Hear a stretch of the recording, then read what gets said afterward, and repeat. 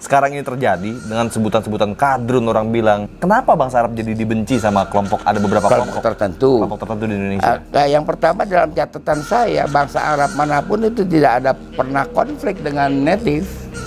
Dari dulu saya bangsa Arab tidak pernah ada konflik dengan native? Tidak ada, karena sudah ratusan tahun. Kalau kita hitung dari titik Egypt abad 4 sebelum Masehi ya.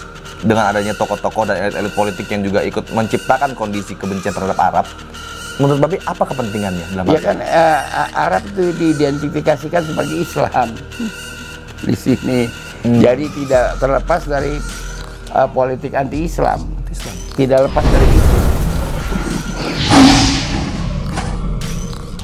Assalamualaikum warahmatullahi wabarakatuh, teman-teman semua. Balik lagi bersama gue Vasco Lusemi di Macan Idealis.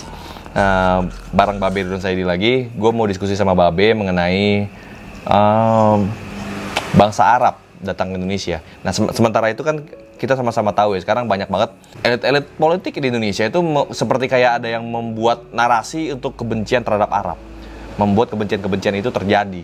Bahkan sampai ada yang mengungkapkan bahwa Sultan Hamid itu pengkhianat dan banyak lain-lain, banyak banget narasi-narasi yang timbul untuk menciptakan kebencian terhadap Arab, Be. Sebenarnya pandangan Babe seperti apa dan sejarahnya seperti apa? Ada olok-olok juga ya, kata-kata olok-olok. Olok-oloknya banyak banget. Apa misalnya itu ya? Ya tadi Be, kayak Sultan Hamid disebut pengkhianat kan, Be. Oke, satu lagi. Ada lagi sebutan, Be. Ini yang udah hits juga nih, mulai dari zaman-zaman 2019-an itu ada yang menyebut katanya kata-kata kadrun gitu kan. Kadal gurun gitu. Gitu ya. Nah, ini sebenarnya hubungan kita dengan bangsa Arab dan imigran Arab yang ada di Indonesia itu sebenarnya kayak gimana sejarah awal itu, Be? Iya. Yang pertama kita mesti bereskan dulu ya, karena kalangan tertentu arkeolog dan sejarawan Indonesia kalau bicara migran yang datang ke Indonesia memfavoritkan betul 3 bangsa. India, bahkan disebut Indonesia mengalami indianisasi, iya kan? Itu yang mengucapkan George Coedes, ya kan, para Perancis. Kita pernah bahas ini nama. Lalu bangsa Mongol, lalu bangsa Cina, gitu. Yang sebenarnya tidak faktual. Cina memang ada, nanti kita bahas dalam YouTube lain, ya kan. Tapi kedatangan mereka sebagai migran kan baru, ya kan. Nah, mengenai Arab nih, Be. Nah, sekarang yang sejatinya siapa, ya kan? Migran di Indonesia. Kita sudah pernah cerita 3000 tahun sebelumnya adalah Yemen kan. 3000 tahun yang lalu. Dan Egypt, Babe pernah nyungkap itu juga ya? Egypt juga, kalau sekarang kan tergolong bangsa Arab, Egypt kan. Egypt tuh abad keempat sebelum Masehi. Kita sudah banyak bercerita kantong-kantong pemukiman dia di Tapanuli, di Toraja, ya kan, di Bali, ya kan, orang-orang Egypt. Itu dari abad 4 sebelum Masehi. Abad 4 ya, Be? Iya, dan dia migran kan, ada yang sebagiannya suka kembali ke kampung halamannya. Pulang kampung? Iya, kalau Egypt enggak. Oh, menetap? Menetap, karena negerinya itu dikuasai oleh Alexander the Great. Kemudian setelah itu 2 Masehi, kalau Egypt 4 sebelum Masehi, 2 Masehi itu yang datang kemari adalah bangsa Ethiopia, orang Aksum, Queen of Sheba. Itu udah banyak kita bercerita. Cuma ada yang saya mau utarakan di sini, informasi yang saya baru dapat, ternyata Queen of Sheba dari Nicobar dan Andaman itu tidak masuk Barus. Dia masuk ke Kedah. Karena ditemukan plaza ya. Di Kedah tuh ada plaza yang sama dengan plaza yang ada di Ethiopia sekarang. Dia ke Kedah dulu, dari Kedah baru naik ke Banda Aceh, kemudian Barus dan Tapanuli mencari emas di Opir, baru ke Sumatera Barat, dan berakhir di Cipari Kuningan, lalu dia kembali. Rombongan dia kan, Queen of Sheba. Setelah Queen of Sheba itu datanglah antara abad 2 Masehi sampai dengan abad 8 Masehi, yang datang itu bangsa-bangsa Maghribi yang di sini dikenal sebagai bangsa Moro. Bangsa Maghribi ada kemudian ada orang-orang Babylon, orang-orang Irak, orang-orang Sumeria, Babylon. Nah, kalau bangsa Maghribi itu di sini dikenal Moro, bahkan dilagukan ya Moresco. Ada istilah Moresco, itu adalah spirit of Moor, spirit bangsa Moro. Itu ada lagu keroncongnya. Kayak gimana, Be? Jikalau Tuhan mendengarkan ini, haraplah supaya senang di hati. Itu keroncongnya, dikeroncongin. Itu Moresco, Spirit of Moor namanya. Nah, di Pulau Seribu mereka membuat Betseba. Penduduk mengatakan Mortelo, ya kan?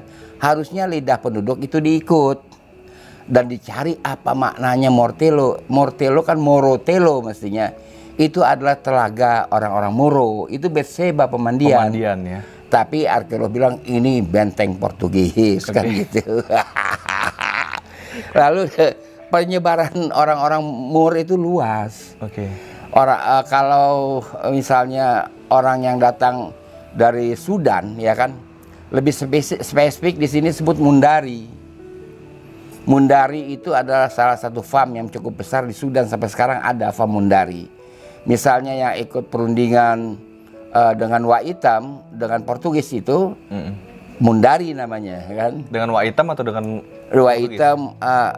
Dia berangkat ke Malaka kan? Oke. Samyam dari Sunda, Wak Hitam, Mundari ikut, orang nama Mundari, ya kan? Itu sebenarnya berdarah Sudan. Sudan ya, Be ya? Berdarah Sudan. Oke. Nah, itu persebaran mereka seluruh Indonesia. Kemudian yang banyak juga datang kemari bangsa Babylon, ya, orang-orang dari Irak, Sumeria. Mereka membuat bangunan, kita udah ceritakan, di Port Tibi, di Buarotakus. Dan arca Babylon itu tinggi-tinggi. Kita sudah sebut Aditya Warman. Ya. Kemungkinan juga orang-orang Jengkorang arca dari Babylon. Model Babylon arca tinggi-tinggi, nggak kecil. Modelnya itu tinggi-tinggi semua. Orang-orang. Tapi emang itu gaya Babylon begitu, Be? Di Babylon nggak ada yang pendek, arca tinggi-tinggi. Seperti itu, mirip gaya dengan pakaiannya. Iya, ukurannya, gitu. pakaiannya hampir mirip. Iya. Aditya Warman apa kalau dicari di koleksi arca Babylon akan ketemu modelnya. Iya. Itu jadi di sini udah karena menganggap India yang kemari, lalu itu arca kalau nggak Buddha Hindu tinggal begitu aja. Ya kan? Iya. Kalau nggak Buddha Hindu. Jadi itu meluas mereka. Sampai kemudian pada abad 8 bangsa-bangsa Imarat kita ada sebut yang membawa tauhid, ya kan. Tapi seperti biasa mereka ke Kedah dulu membawa tauhid. Nah, kemudian kita masuk ke apa peran bangsa-bangsa Arab ini di dalam berdirinya power system di Indonesia. Nah, itu kan pokok, ya kan. Karena mereka di negerinya masing-masing ada power system. Mas sampai di sini enggak. Dan juga besar-besar power system di negeri Arab ya. Sistem di sana mayor power system semua besar-besar. Nah, sampai di sini belum ada. Sampai dengan abad 10 lah baru muncul 10-11, antara 10-11 muncullah power system. Dan kita lihat karakter power system yang ada di Sumatera, ya kan.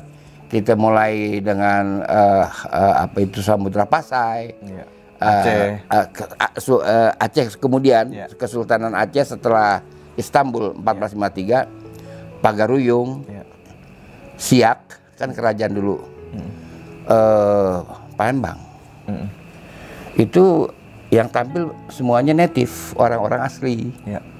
Mereka coba bermain dalam konsepsi di daerah Sumatera.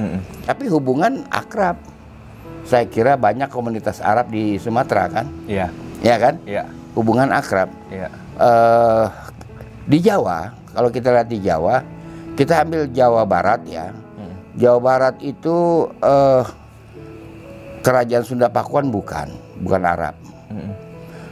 Sumedang bukan. Kita sudah jelaskan, mereka adalah dari Samarkan. Yang Pakuan itu Tole, monoteis, yang Sumedang itu sudah Islam. Lalu kita lihat ke Banten itu Maulana dia pakai kan. Itu antara Persia dan Pakistan.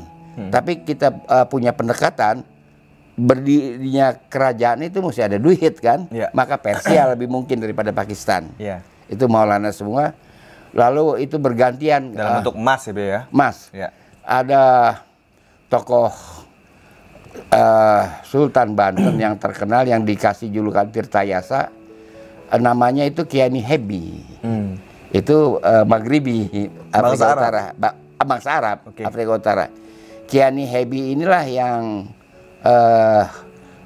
menunjuk ambasador di England. Ya, sehingga jalan bekas kedutaan Kesultanan Banten itu adalah Jalan Bantam kan. Duta besar yang ditunjuk oleh Kiani Hebi juga orang Afro Arab gitu. Itu Banten. Kita tidak bisa bercerita Jakarta karena nggak ada mayor power system yang ada bandar zona ekonomi. Lalu kita cerita tentang Kesultanan Mataram ya. Itu tidak bisa dilepas pengaruh dari Turki Ottoman. Mataram 1, Mataram 2? Mataram 1 tidak. Mataram 1 tidak. Itu kan sebentar saja dia. Di Sleman kan. Sebentar saja. Kalau Mataram 2 ya tidak bisa dilepaskan dari apa namanya peran pengaruhnya Ottoman. Tapi kalau Kerajaan Melayu Demak ya itu kerjasama dengan orang-orang Samarkan kan yang menguasai bandar Samarang kan gitu. Kaukasia ya? Kaukasia, orang-orang Kaukasia. Nah, orang-orang Kaukasia juga di Jawa Timur banyak.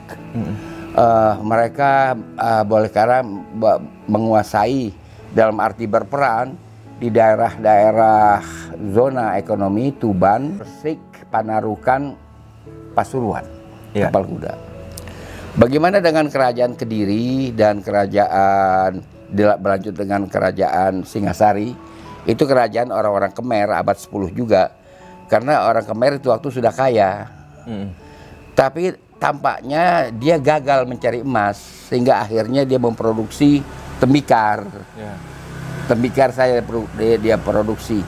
Entah ada masalah apa dia dengan Kubilai Khan nggak tahu sehingga orang-orang Mongol itu menyerang kan. Sementara orang-orang Samarkan hanya menunggu saja orang-orang Khmer ini habis, ya kan, dihabisi oleh orang Mongol. Kan orang Mongol itu pada 1293 datang hanya untuk menghabisi orang-orang Khmer itu. Nah baru kemudian siapa namanya Raden Wijaya yang orang Khmer itu mendirikan kerajaan Majapahit di desa Trowulan Mojokerto, bukan di Kediri. Kalau di Kediri adalah Sungai Berantas. Nah di Mojokerto itu ada dapat dikatakan dia kerajaan pedalaman. Lalu perannya gimana? Perannya bangsa Arab pada masa itu? Kalau untuk Jawa Timur nggak ada. Nggak ada. Kecuali bersama-sama orang Samarkan di daerah zona ekonomi Tapal Kuda Jatim. Tidak dalam power system. Tidak. Dia cuma di Kesultanan Mataram 2 saja kalau di Jawa, ya kan.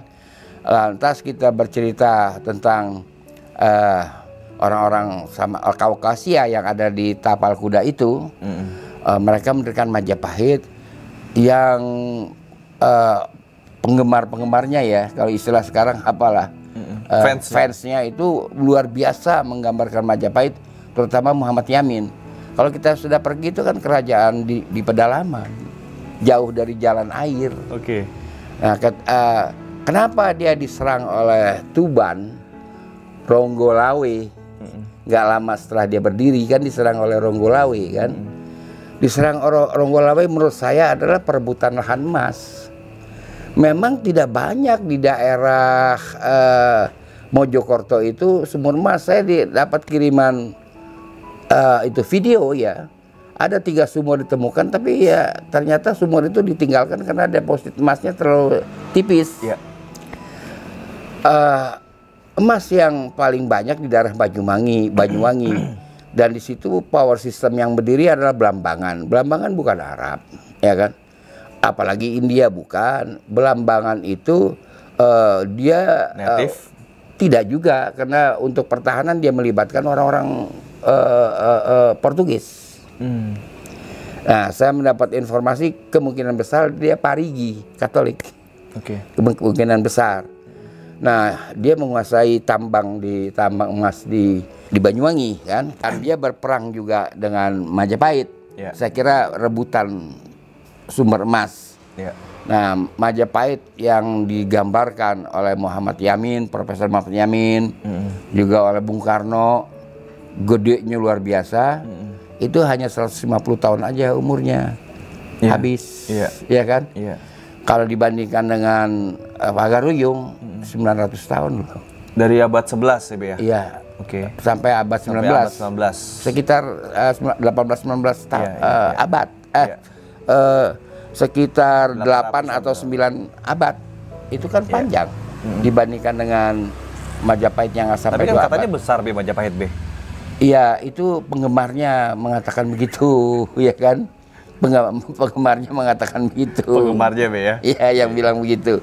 Nah, kita lihat terus bangsa Arab di mana lagi bermain. Saya tidak melihat jejaknya di Kesultanan Banjar atau di zona ekonomi Banjar. Tetapi di Ternate dan Tidore, ya kan? Pengaruhnya besar bangsa Arab. Juga di Kesultanan Pontianak. Kesultanan Pontianak, Mempawah enggak? Masih turun Arab ya, Be, ya? Iya, Mempawah enggak. Mempawah itu Melayu kan, kerajaan Melayu Mempawah. Kesultanan Sambas sangat mungkin karena itu dia berdiri setelah Ottoman kan? Iya. Berdiri setelah Ottoman. Lalu kita lihat di dalam zona ekonomi Banda Neira, zona ekonomi Raja Ampat itu pengaruh Arab, pengaruh orang-orang Irak di situ. Dan juga orang-orang Yemen. Jadi orang Yemen kalau menurut catatan yang mendirikan Kesultanan Pontianak itu orang yang datang dari Yemen itu baru 1771. Ya kan, saya hanya berpegang kepada timeline, nggak bisa saya tua-tuain atau saya muda-mudain. Nah, kalau dari Yemen 1771. Nah, itu saya lihat mereka punya pengaruhan, ya kan? Di dalam masa Indonesia kerajaan, kesultanan dan zona ekonomi. Orang Arab di sini berperan. Ya, termasuk kayak misal di Papua sendiri kan, Papua kan di bangsa Arab kan juga ada menggunakan bulu-bulu cendrawasih di situ, untuk simbol kekuasaannya dia. Iya, ada. Jadi di situ ada informasi nyampai ke sana berarti kan. Ada. Nah, sekarang gini, Be. Kalau misalnya sekarang ini terjadi dengan sebutan-sebutan kadrun, orang bilang, apakah bangsa Arab itu, kenapa bangsa Arab jadi dibenci sama beberapa kelompok tertentu di Indonesia? Yang pertama dalam catatan saya, bangsa Arab manapun itu tidak ada pernah konflik dengan native. Dari dulu? Dari dulu. Bangsa Arab tidak pernah ada konflik dengan native? Tidak ada. Tidak ada native konflik dengan native. Nggak ada. Karena sudah ratusan tahun kalau kita hitung dari titik Egypt abad 4 sebelum Masehi kan. Iya. Nah, sekarang terciptanya iklim itu atau mungkin ada yang memang mengkondisikan di balik layar itu dengan adanya tokoh-tokoh dan elit politik yang juga ikut menciptakan kondisi kebencian terhadap Arab. Menurut Babi apa kepentingannya dalam hal kan Arab itu diidentifikasikan sebagai Islam di sini. Jadi tidak terlepas dari politik anti-Islam. Tidak lepas dari itu. Bagaimana misalnya ya, kita lagi soal Sultan Hamid ya. Itu kan mengucapkan kata-kata pengkhianat ya kan kepada orang yang mereka nggak kenal. Ya, bahkan berjasa kepada Indonesia. Iya, karena mereka nggak kenal dia nggak tahu. Iya kan? Kan harusnya saya juga nggak kenal kalau Sultan Hamid ya. Tapi kan saya pelajari dengan benar, saya bertanya dengan rekan-rekan beliau. Yang mengenal kebetulan beliau. banyak mentor-mentor Babi itu ya? Iya. Mr. Rum, Pak Atsir ya? Iya, Pak. Itu kan tahu betul. Kok saya lihat orang segitu enak bicara pengkhianat itu nggak boleh. Itu final itu ucapan itu. Dan ada perhitungannya, bukan oleh manusia tapi oleh Al-Khaliq. Jangan lupa ya, Sultan Hamid wafat dalam keadaan sholat. Wow. Nggak boleh main-main dengan orang semacam ini. Wow. Ya kan? Nggak boleh main-main aja. Iya. Dia wafat dalam keadaan sholat. Iya. Jadi karena itu hendaknya berhati-hatilah ya. Iya. Di masa pra-kemerdekaan, Be, jasa-jasa bangsa Arab tuh di mana, Be? Pra kemerdekaan itu tokoh-tokohnya banyak, antara lain Syekh Ahmad Surkati, Abdurrahman Baswedan, juga itu bapaknya Mas Anies, Be? Iya, ada lagi nama tokoh Salim bin Jindan. Itu pidato di mana-mana keras melawan Belanda. Saya juga pernah dengar, tapi bukan zaman Belanda. Zaman Orde Lama juga dia nggak peduli. Dia keras juga, dihantam Orde Lama. Iya. Saya saksikan itu. Iya. Itu banyak tokoh-tokoh itu, dan mereka juga membangun pergerakan ya, Al-Irsyad itu.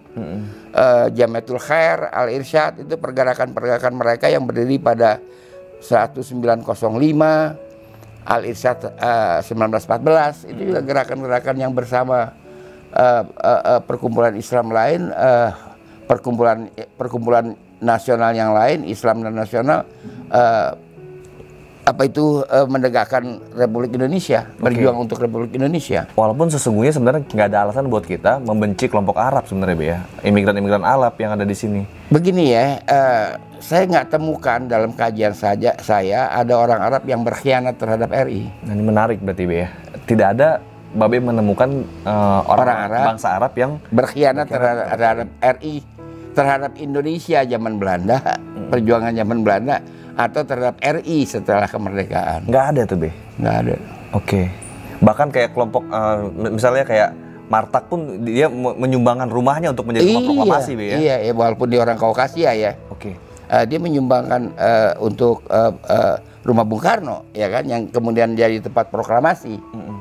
Itu. Ya, ini menarik banget teman-teman semua ya. Jadi memang politik kebencian terhadap Islam, jadi sekarang ini jadi dikait-kaitkan dengan bangsa Arab nih. Yang menariknya di sini adalah pada saat orang-orang menyebutkan itu kadrun, adalah gurun. Ada juga saya pernah dengar gini, Be, katanya kadrun itu ada bahasa dari zaman PKI menyebutkan kepada kelompok-kelompok Islam menyebut kata-kata kadrun, itu apa betul, Be? Saya nggak mengamati semua ya. Iya. Saya tidak berani membenarkan, juga tidak berani membantah. Saya harus melakukan penelitian lagi. Oh, Babe belum ingat itu untuk hal itu? Belum ingat, karena ada seorang rekan di luar negeri kebenaran, dan warga negara luar memberitahu saya lewat telepon bahwa dia berhasil mengoleksi harian rakyat, harian komunis dari tahun 63 sampai dengan tahun 65. Wow. Kalau saya bisa berkunjung ke tempat dia, nanti akan saya periksa. Wow. Mungkin ada istilah itu. Wow. Ini menarik teman-teman semua. Jadi gini, poinnya yang tadi yang Babe sampaikan adalah tidak ada pernah Babe temukan dalam perjalanan hidup Babe, dalam analisa Babe terhadap Indonesia ini, ada bangsa Arab yang berkhianat terhadap negara. Ada bangsa Arab yang berkhianat terhadap perjuangan negeri ini gitu ya. Perjuangan kemerdekaan. Jadi memang nggak ada alasan untuk kita untuk membenci bangsa-bangsa Arab itu.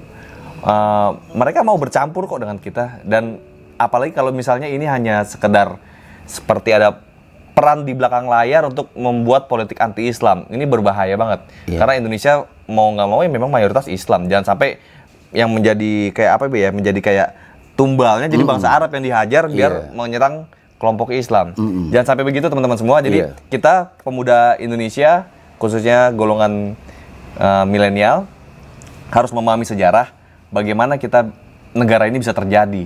Peran-peran dari imigran manapun itu perlu juga kita kaji. Jangan sampai kita menjadi nggak peduli kali, Be, ya, mungkin jangan cuek terhadap sejarah ini. Karena bangsa yang besar adalah bangsa yang memiliki sejarah.